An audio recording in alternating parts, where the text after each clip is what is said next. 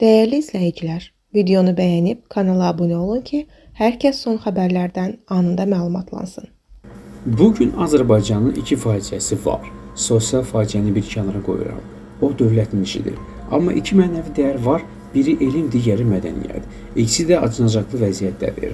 Elza Seyidcahanlar, Aygün Kazımovalar, Röyalar, Şəbnəm Tovuzlular bugün Azərbaycan musiqisini, poeziyasını təmsil edirsə, bu dəhşətdir. Bu sözləri xalq artisti, aktyor, rejissor Şeyx Əbdülmahmudov müsahibəsində deyib. Xalq artisti bununla kifayətlənməyərək, əməkdar artist Elza Seyidcahanın Azərbaycan Yaşlılar Birliyinə üzv qəbul olunmasına da açıq şəkildə etiraz edib. Elza Seyidcahan qonşumdur, yüksək konservatoriya təhsili var, Arif Məlikovun tələbəsidir, peşəkar musiqiçidir. Lakin poeziyadan söhbət gedə bilməz axı. Ona qarşı münasibət bildirən təkcə mən olmuşam. Hətta AYB üzvlərinə dedim ki, sizin yeriniz olsam, etiraz əlaməti olaraq kütləvi şəkildə oradan çıxaram. Güya orada sizə nə verirlər ki? Yalandan ad, vəsiqələr də. Gəlin sizə o vəsiqədən 10 dənəsini verim. Cəmiyyət pis şeylərlə barışırsa, bu faciədir. Amma mən barışmamışam.